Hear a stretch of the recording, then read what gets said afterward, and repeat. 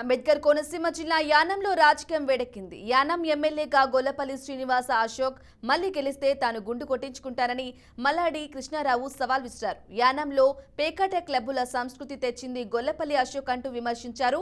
గుండు గీయించుకునేందుకు సున్నం బొట్లు పెట్టించుకునేందుకు సిద్ధంగా ఉండు అంటూ మల్లాడికి అశోక్ సవాల్ విసిరారు.